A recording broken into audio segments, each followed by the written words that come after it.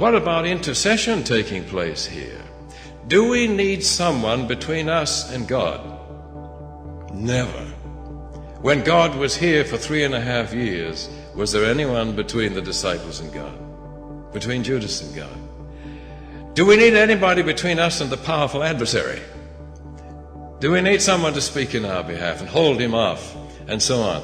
That's where Christ comes between. It's sad that we have placed someone between us and God.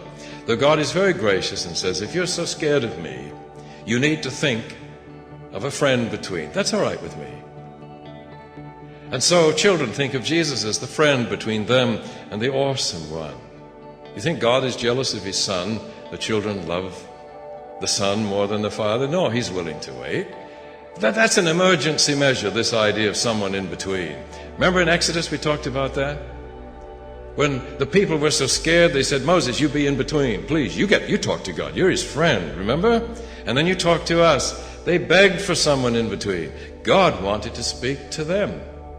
In fact, in the verse in Exodus, the people say, well, God has been talking to us and we weren't destroyed, but we don't want to run that risk again. Moses, from here on, you be in between.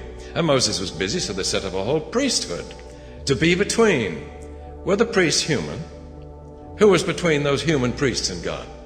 You see, there's never been a need for someone to be between us and God as far as God's concerned.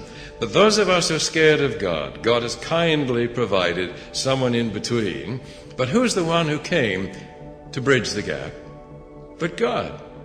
If you believe Jesus is God, it's Christ's own words. We referred to them in John 16:26.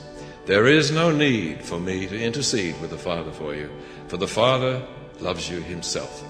John 16:26. Your version may have, there's no need for me to pray the Father, plead with the Father. Goodspeed says intercede with the Father, because the Father loves you himself. Besides, who am I? If you've seen me, you've seen the Father. Who's pleading with me?